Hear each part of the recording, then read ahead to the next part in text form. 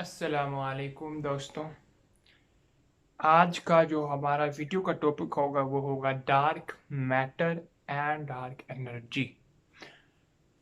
इसमें मैं जो है इंशाल्लाह ताला आपको बताऊंगा कि आज तक जो हमारी साइंस है आज वो कहाँ तक पहुंची है और वो डार्क मैटर और डार्क एनर्जी को क्या समझती है, और क्या कुरान पाक में इसके मतलब कोई चीज़ डिस्कस है, कोई आयत इसके बारे में कुछ हमें गाइड करती है या नहीं।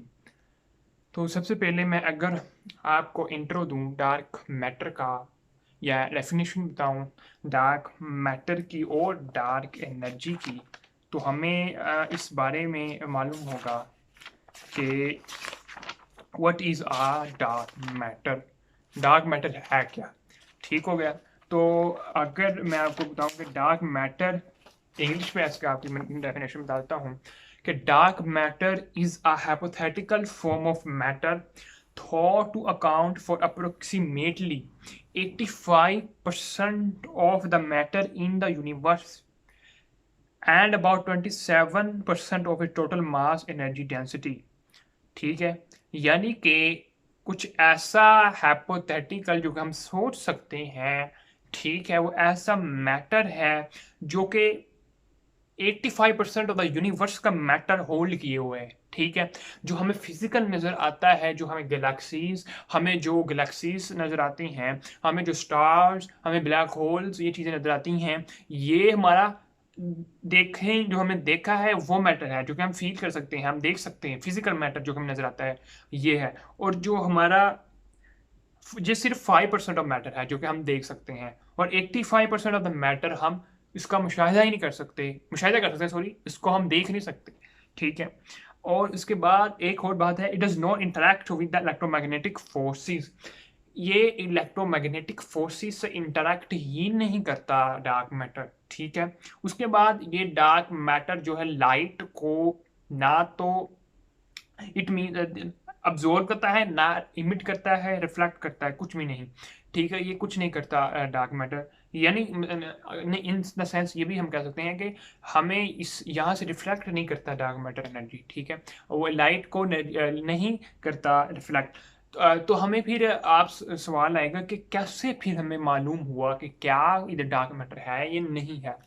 ठीक है, तो तब साइंटिस्ट ने क्या किया कि जब वो ऑब्जर्वेशन कर रहे थे, मुशाहिदा कर रहे थे टेलीस्कोप के ज़रिए, कैलकुलेशन के ज़रिए, तो उन्हें मालूम हुआ, उन्हें एक रिज़ल्ट पे पहुँचे कि जब हम किसी भी प्लैनेट को स्टडी करते हैं ना, तो उन्होंने देखा कि कोई भी स्टार या प्लैनेट या जब कोई भी फिज़िकल बॉडीज़ हैं स्पेस के अंदर, वो इन्फ्लुएंस्ड हो रही हैं क्योंकि वो इन्फ्लुएंस्ड हो रही हैं कोई ग्रेविटी से। ठीक है, कोई चीज़ उसे पुल कर रही है अपनी तरफ। ठीक है, और उन्होंने कहा कि जब उन्होंने इमेजेस ली तो उन्हें मालूम हुआ कि कोई ना कुछ ऐसा कोई चीज़ है जो कि इनकी ग्रेविटी को यानी वो अपनी ग्रेविटी से इनको इन्फ्लुएंस कर रही है। ठीक हो गया। और अब इसे 68% जो है ना, अभी अगर हम यूनिवर्स का एक ग्राफ बनाएं और इसमें देखें कि इसमें क्या-क्या चीज़ें अवेलेबल हैं या क्या-क्या चीज़ें हैं जो इसके अंदर मौजूद हैं, तो 68% जो है वो डार्क एनर्जी होगा, और जो 27% ऑफ डार्क मैटर होगा, और जो मैं पहले बताया वो 85% of the matter in the universe जो है वो ये डार्क मैटर डार्क एनर्जी, यानी वो है account for the constitution and total mass. ठीक हो गया। और इसके अंदर मतलब कि अगर हम रेशियो में देखें ना बेसिकली, तो 60% डार्क एनर्जी है और 27% और डार्क मैटर है, और 5% ओनली जो 5% है वो ऑर्डिनरी मैटर है जो कि हम देख सकते हैं। ठीक है, और इसके बारे में काफ़ी रिसर्च चल रही हैं। सन जो लेबोरेटरी है, सन एक्सेलरेटर्स हैं। ठीक हो गया, और एक यानी वो इसके बारे में रिसर्च कर रहे हैं, और काफ़ी लेबोरेटरी जो है वो इसके बारे में रिसर्च कर रही हैं, और एक पार्टिकल्स की काफ़ी रिसर्च कर रहे हैं जो कि ऐसे पार्टिकल, हाइपोथेटिकल पार्टिकल, वो उसको बनाने की कोशिश कर रहे हैं जो कि डार्क मैटर को हमें डिस्कस करने में आसान हो, जिस तरह का weekly interacting massive particle, W I am जो हो पी पी है पी, ठीक है, पी एस, ये पार्टिकल्स हैं जो कि इस पर काफ़ी रिसर्च कर रहे हैं कि ये पार्टिकल को कैसे हम ऐसी करेक्टरिस्टिक्स दें जो कि डार्क मैटर को सूट करें, डार्क मैटर के पार्टिकल्स को जो है वो सूट करें। ठीक है, अब अगर हम डार्क एनर्जी को इंट्रोडक्शन करें वो क्या है, तो मैं पहले डार्क मैटर को इंट्रो आपको दे दिया और डार्क एनर्जी का इंट्रो दे दिया, उनकी जो डेफिनेशन बनती हैं पॉसिबली वो दे दी। ठीक है, इसके बाद हम देखेंगे इंशाल्लाह ताला कि कुरान पाक में इसके बारे में क्या बताया गया। अच्छा, तो अगर हम डार्क एनर्जी की जो है वो देखें, तो ये एक फिजिकल, इसकी अगर मैं definition, in it is a physical cosmology and astronomical dark energy is none form of energy that attracts the universe। ठीक है, that attracts the universe, ये ऐसी energy, there is some energy present in the universe, in the space that attracts the bodies towards itself। ठीक है, क्यों? क्योंकि वो खुद इतनी बड़ी है या खुद ग्रेविटी उसकी है जो कि वो अपनी तरफ जो है अट्रैक्ट करती है। that causes the mysterious force that cause a rate of expansion of a universe to accelerate over time। ठीक है, ये कोई ऐसी मिस्टीरियस फोर्स है जो कि एक तो अट्रैक्ट करती है और दूसरा एक्सपेंशन कोस करती है यूनिवर्स की। ठीक है, साइंटिस्ट ने जो है वो रिसर्च की, उन्होंने कहा कि जो हमारी यूनिवर्स एक्सपैंड हो रही है, पहले स्टैटिक कहते थे साइंटिस्ट, फिर कहते हैं एक्सपैंड हो रही है, और उन्होंने कहा जो हमारी फिजिकल बॉडीज़ हैं, हमारा planet sun, solar system, everything जो कि हमें नज़र आता है, जब उनकी कैलकुलेशन की और एक्सपेंडेशन रेट उन्होंने निकाला तो उनको मालूम हुआ कि एक्सपेंडेशन रेट जो होना चाहिए वो नहीं है बल्कि ज़्यादा है। और वो क्यों ज़्यादा है कि कोई ऐसा मैटर है जो कि उसको एक्सपैंड होने से ज़्यादा, ये जो रेट है उससे भी ज़्यादा रेट बढ़ा देता है, और डार्क एनर्जी भी है जो कि इसके पीछे हो सकती है। ठीक हो गया, और ठीक हो गया। जिस इसकी अगर मिसाल हम देख लें तो एक हमारा जो है ना बैलून ले लें। ठीक है, एक बैलून है, उसको अगर हम उसके अंदर हम अगर एयर को डालें, हवा भरें तो वो एक्सपैंड होता है। ठीक है, और अगर एयर को निकालें वो बिल्कुल यानी कि फिर वो अपनी जो है पहले वाली पोजीशन में आ जाएगा। इसी तरह हमारी यूनिवर्स एक्सपैंड हो रही है, साइंटिस्ट भी कहते हैं एक्सपैंड हो रही है। ठीक हो गया, और ये एक्सपैंड का कोज क्या है, डार्क एनर्जी, डार्क मैटर है जो कि इसे एक्सपैंड कर रहा है। और जब एंड होगा इस यूनिवर्स का, या तो फिर वो डार्क मैटर कोलैप्स कर जाएगी जो कि सब चीज़ें दोबारा एक सिंगुलैरिटी में आ जाएंगी, या फिर वो इतनी दूर चली जाएंगी कि एक से हमारी जो गैलेक्सी का जो दूसरी गैलेक्सी में नज़र भी नहीं आएगी, हमारे स्टार्स कुछ भी नज़र नहीं आएगा, और टेम्परेचर कोल्ड हो जाएगा, ठंडा हो जाएगा, लाइफ इस जो है ना शट डाउन यानी ख़त्म हो जाएगी। ठीक हो गया, और अच्छा अब हम बात करते हैं कि इज रियली स्पेस एम्प्टी, यानी कि हमारी स्पेस खाली है या नहीं। तो अब हम ये बड़ा इंपॉर्टेंट बात है कि अगर कोई चीज़ हम स्पेस को सब चीज़ों से ख़त्म कर दें, यानी उसके गैलेक्सी, स्टार्स, एटम्स, पार्टिकल्स, फिर भी क्या कोई स्पेस जो है वो एम्प्टी रह सकेगी, वो खाली रह सकेगी या नहीं। तो साइंटिस्ट कहते हैं कि नहीं, फिर भी कोई ना कोई पार्टिकल्स होंगे जो कि बनते होंगे, टूटते होंगे, फिर बनते होंगे, फिर ख़त्म होते होंगे, और space is not empty, it will make matter and anti matter. ये बड़ा कॉन्सेप्ट है जो कि काफ़ी जो है इसमें साइंटिस्ट कहते हैं कि मैटर और एंटी मैटर फिर भी बन रहा होगा। ठीक है, अब वो कहते हैं कि मैटर और एंटी मैटर जो है वो बनते हैं, और वो आपको मालूम है कि ये दोनों इकट्ठे नहीं रह सकते। ठीक है, जब इकट्ठे रहेंगे तो बहुत बड़ी एक्सप्लोजन होगी। तो वो कहते हैं कि एक एक ये भी थ्योरी कह सकते हैं आप इसे, ये डिस्कशन है, इट्स नॉट अ लॉ, और ये इसको यानी एक हाइपोथेसिस, और ये कह सकते हैं कोई साइंटिस्ट इसके बारे में बिलीव करते हैं कि जब मैटर बनता है उसका एंटी जो है वो या दो मुखालिफ चीज़ें बनती हैं, मैटर एंटी मैटर, एक ब्लैक होल के अंदर चली जाती है और दूसरी बाहर। ठीक है, ये बिलीव करते हैं। ठीक हो गया, तो ये थी कि स्पेस में भी कोई ना कोई चीज़ें हैं, और स्पेस इटसेल्फ क्या है, स्पेस इटसेल्फ पहले तो कहते थे कि स्पेस फाइब्रिक है, यानी कि जो मैंने पहले वीडियो आपने अगर नहीं देखी चेक कर लीजिएगा, इसका मैं आपको इधर आई बटन में दे दूंगा कि स्पेस जो है वो क्या है। तो स्पेस जो है आज नासा कह रही है कि एक न कोई वाटर लाइक चीज़ है, ये कोई भी मे बी वाटर। ठीक है, तो ये स्पेस उस लिहाज से आप वीडियो देख लीजिएगा तो ये है। और अच्छा, अब हम कहते हैं कि बेसिकली ये है क्या, यानी अगर आपको मैं शॉर्ट लफ्ज़ करके बताऊं को डार्क मैटर, डार्क एनर्जी है क्या। ये एक ऐसी मिस्टीरियस फोर्स है डार्क एनर्जी, और डार्क मैटर एक ऐसा मिस्टीरियस मैटर है जो कि अपनी तरफ अट्रैक्ट करता है चीज़ों को। और डार्क एनर्जी ऐसी है जो एक्सपेंडेड करती है हमारे यूनिवर्स को, जो कि एक्सपैंड होती चली जा रही है हमारी यूनिवर्स बहुत स्पीड, और यानी कि वो उसके पीछे फोर्स है या कोई ऐसी फोर्स है जो कि हमारी चीज़ों को दूर लेके चली जा रही है। ठीक है। अच्छा, अब हम देखते हैं कि कुरान क्या इसके बारे में बताता है। ठीक हो गया। अच्छा, अब हम देखते हैं कि कुरान इसके बारे में क्या डिस्कस करता है। तो मैं आयत का जो है ना सूरत नंबर और उसकी आयत नंबर आपको मैं डिस्क्रिप्शन में डिटेल लिंक दे दूंगा, उसका लिंक या उसका जो है वो उसके अंदर मैं आप ऐड कर दूंगा, आप लाजमी चेक कर लीजिएगा और आप खुद भी इसकी रिसर्च करें ताकि आपको भी चीज़ों का रिसर्च करने का शौक डेवलप हो जाए। अच्छा, तो सबसे पहले जो सूरत नंबर है वो है 13 और आयत नंबर है 2। ठीक हो गया। इसमें है इसमें बेसिकली अल्लाह ताला जो है वो डार्क मैटर के बारे में बता रहे हैं लिटरली। ठीक है। यानी कि अब आपने खुद ही सोचना है इसके बारे में, और लोगों को अब साथ डिस्कस भी करना है दोस्तों के साथ की दैट इज़ कि क्या ये चीज़ है। अच्छा, अल्लाह ताला कहते हैं कि अल्लाह वो ज़ात है जिसने सतूनों के बगैर आसमान बुलंद किए। ठीक हो गया। अच्छा, अब यहाँ पे एक लफ्ज़ आसमान आ जाता है, तो हमें अगर आप इंटेलेक्चुअल बंदे हैं जो साइंस को स्टडी कर रहे हैं, वो आपको मालूम हो जाना चाहिए कि आसमान जो है, आसमान है वो ये जो हमें नज़र आता है ये अकेला यही नहीं है। ठीक है।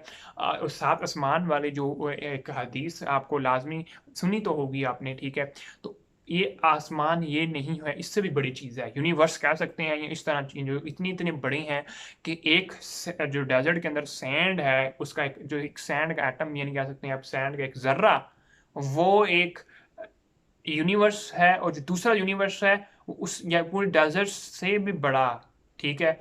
यानी उससे भी ज़्यादा इतना बड़ा यूनिवर्स। तो उस्मान उस आसमान उसको हम सेंस में ले सकते हैं कि देयर इज 7 आसमान, जो कि 7 आसमान है एक दूसरे के ऊपर, वो बहुत बड़े हैं। क्या यूनिवर्स कह सकते हैं आप, ये मे भी यूनिवर्स कह सकते हैं। हमें तो इसके बारे में बहुत ही कम नॉलेज है। ठीक है। अच्छा, मैं दोबारा भी रीड करता हूँ तर्जुमा।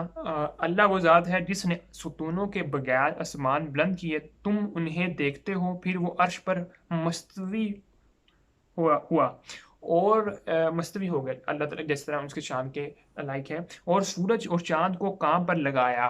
ठीक है। उस सूरज का जो काम है और चांद का जो काम है। ठीक हो गया। और एक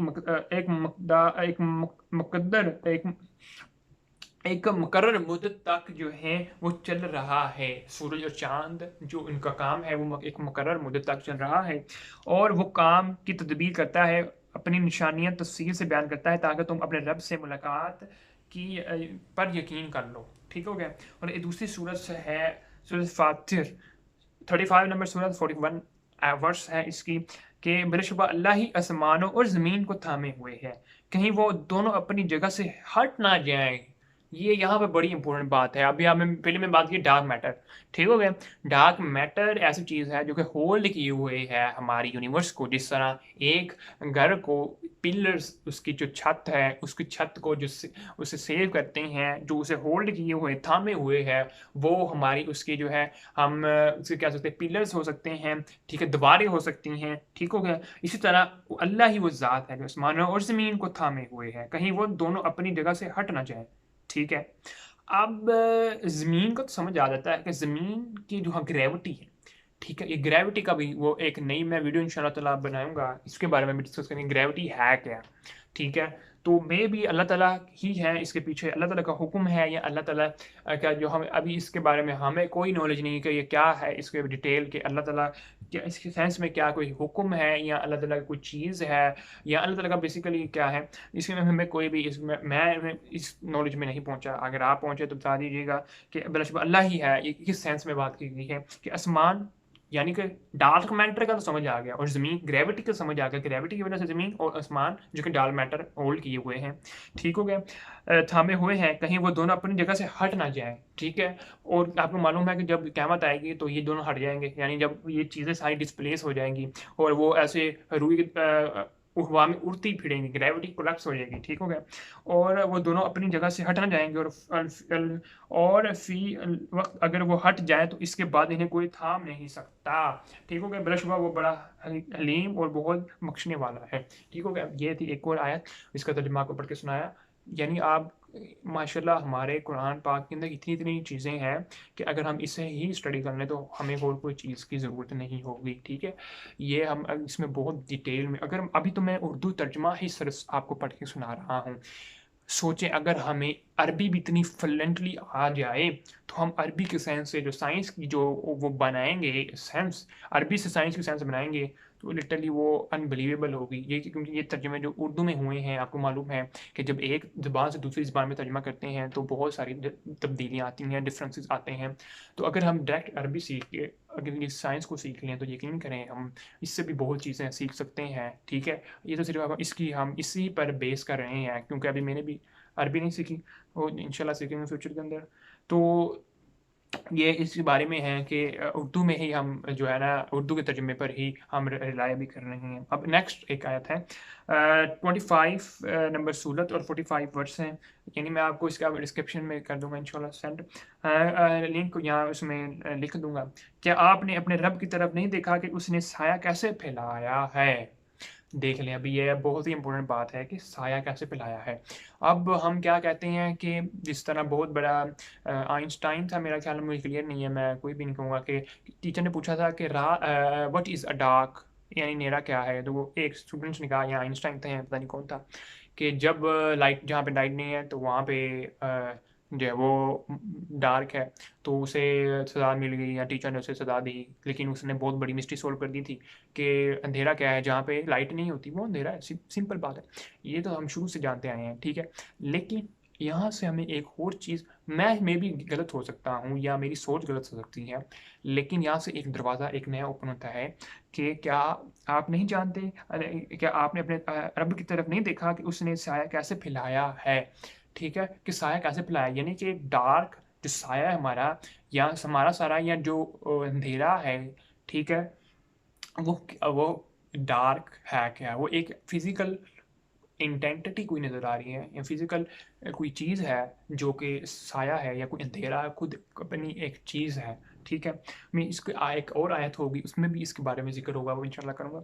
और फैलाया है, और अगर वो चाहता तो इसे ठहरा देता, ठीक है। यानी अगर अल्लाह ताला चाहते तो वो साया को ठहरा देते। यहाँ से मालूम हुआ कि वो साया भी तैर रहा है, जिस तरह हमारी अर्थ ट्रैवल कर रही है इस यूनिवर्स के अंदर, या यूनिवर्स नहीं, स्पेस के अंदर जो ट्रैवल कर रही है, इसी तरह वो साया भी है जो कि तैर रहा है। यानी तैर क्या, स्पेस हमारी, जो कि हमें मालूम है, यानी पिछली वीडियोस में कह दिया कि वाटर लाइक स्ट्रक्चर है, तो वो तैर रहा है। तो इसी तरह साया भी तैर रहा है, और सूरज को इसके साए पर रहनुमा बनाया, यानी सूरज उसकी रहनुमाई करता है। यानी क्या, यानी सूरज भी उसका रहनुमा है। यानी जब सूरज आता है तो वो नहीं आता, और जब सूरज आ जाता है तो वो चला जाता है। यानी इस तरह भी आप साइंस बना सकते हैं, मैं भी हो सकता है मैं गलत हूँ, ठीक हो गया। यानी जब साया आता है, जब नहीं, वैसे यानी हमें हमें तो मालूम है कि जब हमारी अर्थ सन के जो है उसके सामने होती है तब सूरज दिन होता है, और उसके जब बैक साइड पे हो जाती है, जब मूव कर रही हो, तो फिर अंधेरा आ जाता है। लेकिन यहाँ से हमें एक और चीज़ पता लग रही है कि देयर इज समथिंग जो कि अंधेरा कोज करती है, और देयर इज समथिंग जो कि दिन भी कोज करता है। जिस तरह अल्लाह ताला ने बार बार हमें मालूम है कि अल्लाह ताला ही है जिसने दिन और रात बनाया, ठीक है।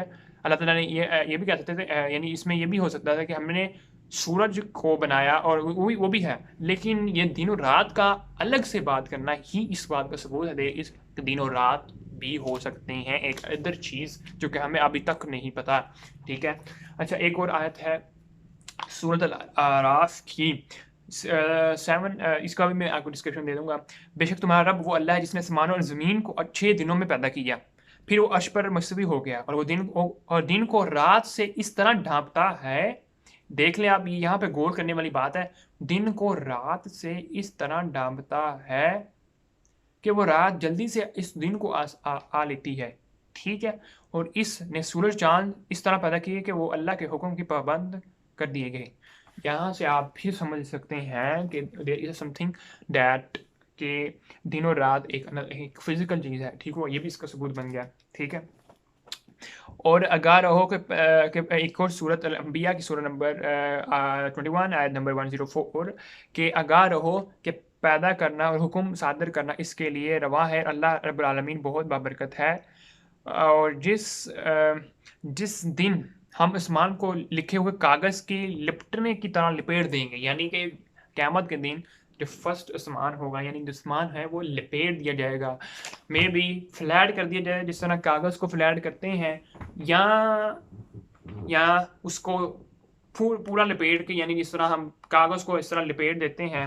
मिसाल के तौर पर मैं अगर आपको देखूं तो ये है कि लिखे हुए कागज़ की तरह लपेट दिया जाए, यानी या तो इस तरह लपेटना हो सकता है, मेरे जो समझ में आता है, या फिर ये हम इसको, मैं स्पेस को इस तरह नहीं समझा सकता आपको, लेकिन स्पेस को इस तरह फ्लैट कर दिया जाए, ठीक है। ये पूरा फर्स्ट ये यानी स्पेस पूरी ही क़यामत का जो है यहाँ पे हमारा साब हो जाएगा, यानी जो पहला आसमान है या स्पेस है, इसी पर सारे दुनिया इसी पर जमा हो जाएगी, ठीक है।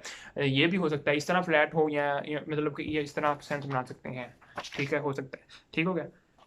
जिस तरह हमने पहली तख्लीक की इब्तिदा थी, इसी तरह हमने फिर इसका आदा करेंगे, ये वो वादा है हमारे ज़िम्मे, बेशक हम इसको पूरा करने वाले हैं। यानी कि यहाँ से एक बात अख़ज़ कर सकते हैं कि अल्लाह ताला बार-बार ये जो ये इवेंट्स हैं दोबारा दोहराते हैं, ठीक है। जिस तरह अभी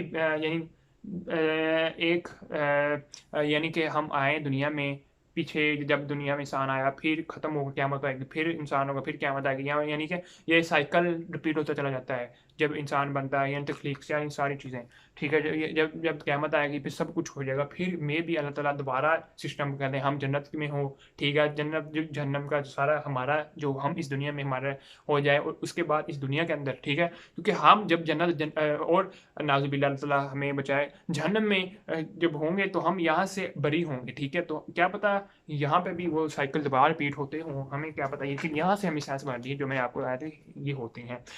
अब एक और सूरत है नूर, ठीक है, सूरत नूर आयत नंबर 44, सूरत नंबर 24, अल्लाह ही रात और दिन को उल्टा पलटा रहता है, बिलशुबा इन निशानियों में अहल नज़र के लिए सामान्य इबरत है। यहाँ से फिर दिन और रात, वो अगेन ये भी इसका काउंटर आर्गूमेंट बनते हैं कि दिन और रात भी एक चीज़ हो सकती है, ठीक है, फिजिकल चीज़।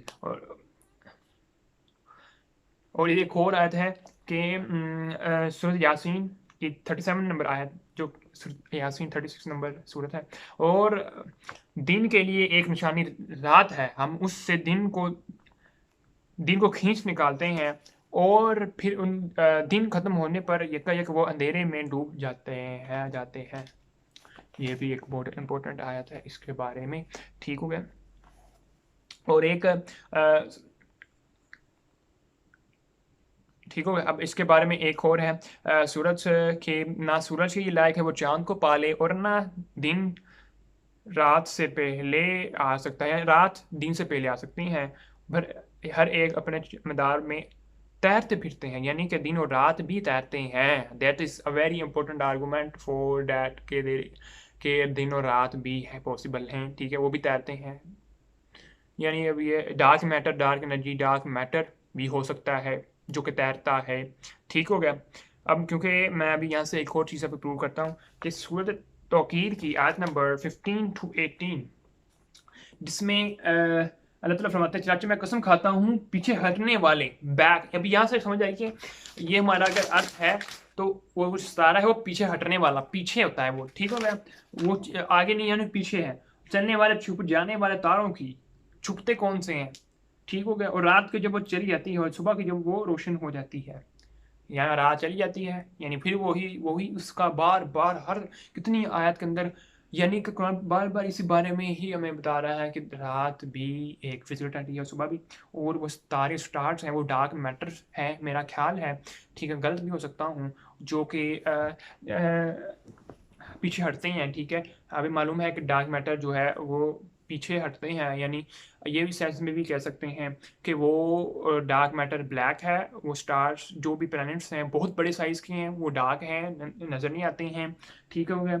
और वो ही जो है हमारी जो हमारे सो कॉल्ड हमारे नजर में आने वाले प्लैनेट्स को अपनी तरफ होल्ड अराउंड किए हुए हैं ताकि कोलैप्स ना हो जाए, ठीक है। अगेन एक और सूरत सूरत की आयत है 16 to 18, मैं उसका भी आपको डिस्क्रिप्शन में दे दूंगा कि बस मैं कसम खाता हूँ शफक की और रात की और उसको जो कुछ वो समेटती है, दैट्स इट। रात को जब वो कुछ समेटती है, रात क्या समेटती है? अब रात एक फिजिकल, अभी आपने समझना है, रात एक फिजिकल चीज़ है, ठीक हो गया। रात डार्क मैटर हो सकता है जो कि वो समेटती है, ठीक हो गया। डार्क मैटर चीज़ों को समेटती है, डार्क मैटर प्लानट है यूनिवर्स में, प्लानट स्टार्स हो सकते हैं जो कि डार्क है, वो चीज़ें समेटती हैं। वो रात है, वो भी ट्रैवल कर रही है। और चांद की जबकि वो पूरा हो जाता है, ठीक हो गया। ठीक हो गया, यहाँ से आपको समझ आ सकती होगी। ये बहुत ही इंपॉर्टेंट चीज़ें हैं साइंस के बारे में। आपको यार, आप आज के ज़माने में आपने साइंस को इस तरह गूगल के पी जाए और कुरान पाक के जितने भी साइंस के बारे में हैं वो आपकी फिंगर टिप्स में आना चाहिए कि जो कुरान साइंस के बारे में चीज़ें करते हैं, ठीक है। और इससे भी आगे इंशाल्लाह ताला हमने जाना है कि हमने अपनी रिसर्च सेंटर्स बना देने हैं, ठीक है। कोई बड़ी साइंस नहीं है इसमें, लेकिन हम इसे सीखेंगे तो अपने रिसर्च सेंटर हमने इंशाल्लाह ताला हम अपनी जो है वो करेंगे रिसर्च, ताकि हमें पता चला कि हम भी कम नहीं है, क्योंकि हमारा जो दीन है वो दीन इस्लाम, दीन हक है, ठीक है। और दीन यही दीन है जो कि ट्रू है, और दूसरे दीन सब जो है वो नहीं, और यही जो है वो ट्रू इस्लाम है, ठीक हो गया। तो आपने साइंस लाजमी जो है, अगर आपको इसमें इंटरेस्ट है तो लाजमी आप इस पर रिसर्च करें। अच्छा, एक और आयत है सूरह तारक की 1 to 3 नंबर आयत। कसम है आसमान की और रात को आने वाले की, और आपको क्या मालूम कि रात को आने वाला क्या है? वो चमकता हुआ सितारा है, ठीक हो गया। अच्छा, इसी ही आयत पर एक पाकिस्तान इंटेलेक्चुअल सोसाइटी चैनल है, अगर आपने नहीं देखा देखें, तो उन्होंने इस बारे में डिस्कशन कर रहे थे डिबेट के अंदर। डिबेट नहीं कहेंगे, डिस्कशन हो रही थी कि जब उन्होंने कुरान एंड साइंस के एक वीडियो आप देख लें, मैं डिस्क्रिप्शन में उसका लिंक भी दे दूँगा इंशाल्लाह ताला। उसमें वो कह रहे थे कि ये जो है वो वाइट ड्वार्फ होते हैं जो रात को आते हैं, उसकी आवाज़ भी कुरान पाक ने बता दी जब वो खटखटाने वाली टक टक की बात है, ठीक है, जो कि वो वाइट ड्वार्फ की होती है। अच्छा, यहाँ से मैं ये भी हो सकता है बिल्कुल कि वो वाइट ड्वार्फ जो होते हैं, जो कि स्टार्स होते हैं, चमकते हुए स्टार्स, ठीक है। जब कोई प्लैनेट तबाह, जब वो अपना लाइफ पूरी करता है स्टार, ठीक है, तब वो वाइट ड्वार्फ बन जाते हैं, ठीक हो गया। आप उसकी भी साइंस की एक चैनल है, उसका जो नाम है बहुत ही मुझे नहीं उसके ज़हन पे आता है, क्योंकि वो नाम ही जर्मन में है, बोलना बड़ा मुश्किल है, लेकिन वो बहुत बहुत फेमस चैनल है साइंस का। तो उसमें वाइट ड्वार्फ के मतलब भी आपको, ब्लैक होल के मतलब सारे मैं जौन से भी मैंने चीज़ें सीखी हैं वो सारा आपको मैं लिंक दे दूंगा, ठीक है। तो ये माइट भी वाइट ड्वार्फ है जो आता है, लेकिन मुझे लगता है कि ये माइट भी पॉसिबल कि डार्क मैटर भी हो सकता है जो रात को आता है, ठीक हो गया। और जो समेटता है, चमकता भी है। अब वो चमकता नहीं, वो चमकता हुआ सितारा, अब यहाँ पे एक बहुत इंपॉर्टेंट बात है, वो चमकता हुआ सितारा है, ठीक है। एक रात को तो आता है, वो तो एक रात फिजिकल इंटेंट की, वो डार्क मैटर भी हो सकता है, चमकता हुआ सितारा वो वाइट ड्वार्फ ही होगा फिर, ठीक हो गया। यहाँ से मुझे बात करते हुए समझ आ गई, ठीक है, कि वो वाइट ड्वार्फ भी होगा। इसके बारे में भी जिक्र है कि वाइट ड्वार्फ भी आता है और रात भी आती है, माइट भी वो डार्क मैटर होता है जो कि पीछे हटने वाला है, ठीक है। पीछे हटने वाला है और छुप जाने वाला है, ठीक हो गया। ये शायद डार्क मैटर हो, ब्लैक होल, ठीक है। अच्छा, अब ये एक सवाल हो जहन में आता है मुझे कि अब ब्लैक होल, क्या ब्लैक होल भी डार्क मैटर को कह सकते हैं कि नहीं? नहीं, लेकिन एक मैंने साइंटिस्ट की वीडियो सुन रहा था, पाकिस्तान के हैं, कि वो कह रहे थे कि नहीं, वाइट ब्लैक होल जो है वो डार्क मैटर नहीं हो सकता, ठीक है, क्योंकि उन्होंने कैलकुलेशन से पता चलता है कि ये क्या है क्या नहीं। लेकिन डार्क मैटर सो ज़्यादा, इतने ज़्यादा हैं पूरी यूनिवर्स के अंदर कि डार्क मैटर कि वो वाइट ब्लैक होल तो हो ही नहीं सकता, ठीक हो गया। तो यहाँ से हमें समझ आ गई कि वाइट ड्वार्फ, इसके बारे में भी इंशाल्लाह वीडियो बनाऊंगा नेक्स्ट फ्यूचर में। नेक्स्ट है सूरज शम्स की आज 1 to 4 कि सूरज और उसके धूप चढ़ने की कसम, और चांद की जो इसके पीछे आता है। अब यहाँ से समझ आती है कि जो चांद है उसकी रोशनी भी सूरज की है, ठीक है। ये भी साइंस ने प्रूव कर दिया, इसमें डिटेल में नहीं जाऊँगा। और दिन के जब वो सूरज का जलवा दिखाता है, दिन की, अब यहाँ पे दिन आ रहा है, ठीक है।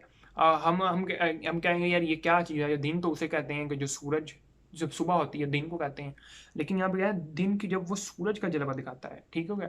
दिन अब यहाँ से भी ये आप देख समझेंगे कि दिन भी फिजिकल एंटिटी है और वो सूरज का जलवा दिखाता है, ठीक है।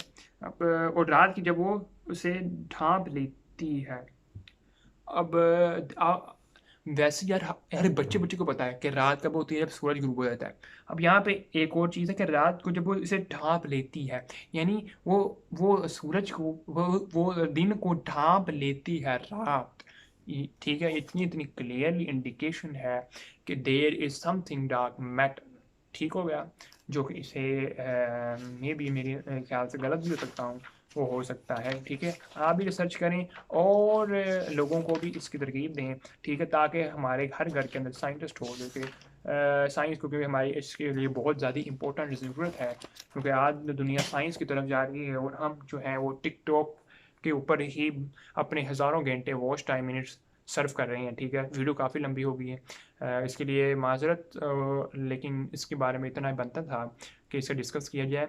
और अगर इस समरी में बयान कहूँ तो चंद मिनट दीजिए, मैं इसका जितना भी मेरे आधे घंटे की गुफ्तगू है वो कंक्लूड करूँ तो हमें समझ आएगी कि डार्क मैटर ऐसी चीज़ है जो कि बहुत बड़ी है, ठीक हो गया, और वो अपने अंदर चीज़ों को इंटरेक्ट करती है, ठीक हो गया।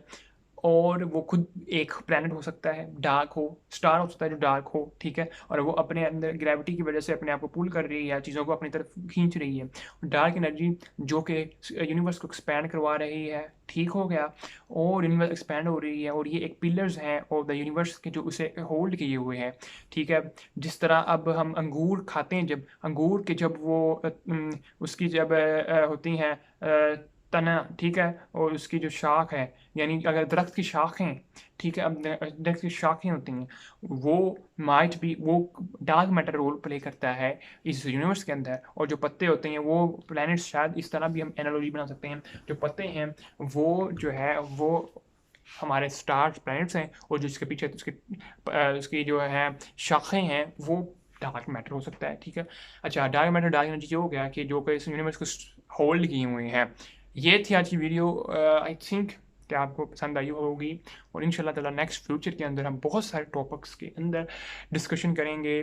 टाइम ट्रैवल की तरफ तो मैं इंशाल्लाह ताला बहुत डिटेल के अंदर जाएंगे हम कि टाइम ट्रैवल पॉसिबल है या नहीं है, और डिटेल में या डिटेल में भी जा सकते हैं, लेकिन ओवरव्यू हम देते होंगे लाजमी इंशाल्लाह टाइम ट्रैवल के बारे में, बिग बैंग के बारे में, ठीक हो गया, मल्टी यूनिवर्स कंसेप्ट के बारे में, और और भी कौन सारे कंसेप्ट हैं, ठीक है। अच्छा, अब और जाने से पहले मैं ये कहता चलूँ कि मेरी जो वीडियोस मैं बना रहा हूँ इसके बारे में आपको कहना चाहता हूँ कि इसमें रिसर्च जो है, जितना मुझे टाइम मिला या जितनी चीज़ें हैं वो बहुत ही लिमिटेड है, ठीक है।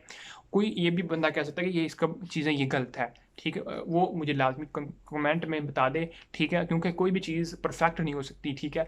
तो मैं उससे इंशाल्लाह ताला नेक्स्ट आने वाली वीडियोस में करेक्ट कर लूँगा, और जितना मुझसे होता है वो मैं उस लिहाज से अपनी वीडियोस को अपने जो है ना वो वीडियोस बना देता हूँ, ठीक है, ताकि जितना तो आगे इल्म वो आगे ट्रांसफ़र हो जाए और साथ में सीखते चले जाएँ, ठीक हो गया, सीखते चले जाएँ, उसमें इंप्रूवमेंट मज़ीद इंशाल्लाह ताला आती चली जाएगी, ठीक है। जो कि अगर नहीं सीखे कोई कंसेप्ट तो वो सीखते साथ साथ फिर आगे जो है वो हमारे जो है ना फ्यूचर के अंदर इम्प्रूव होता चले जाए, ठीक हो गया। इसमें आपने मैटर नहीं करना कि कुछ हो, कोई कुछ कह रहा था ये गलत कह रहा है, तो इंशाल्लाह ताला वो फ्यूचर में ना उसमें इंप्रूवमेंट होती चली जाएंगी। जब इल्म हासिल करता है इंसान तो आहिस्ता आहिस्ता वो बढ़ता चला जाता है। तो इजाज़त दीजिए मुझे, और इंशाल्लाह ताला नेक्स्ट वीडियो में कोई नया टॉपिक लेकर आपके वीडियोस बनाएंगे और इंशाल्लाह ताला आपको पसंद आएंगी। और इंशाल्लाह ताला हमारा जो मकसद मेन है वो यही है कि हमने कुरान के थ्रू साइंस को डिस्कस करना है, ना कि साइंस के थ्रू कुरान को, ठीक है। कुरान और हदीस के थ्रू, ठीक हो गया, तो हमें मालूम होगा, हमें हमारी इस तरह चीज़ें खुलेंगी हमारे सामने कि हम हैरान हो जाएंगे, परेशान हो जाएंगे, और हमारा ईमान जो है वो और ज़्यादा अल्लाह ताला पर हो जाएगा, और हम और जो है वो इस दुनिया को इस सेंस में देखेंगे कि क्या अल्लाह ताला की कुदरत है, और अल्लाह ताला की निशानियाँ हमें हर जगह जो है वो नज़र आएंगी। इस वजह से हमने साइंस को सीखना है through the Quran, not Quran through the science, ठीक हो गया। तो इजाज़त दीजिए मुझे, इंशाल्लाह ताला अगली वीडियो में हाज़िर होंगे। अल्लाह हाफ़िज़।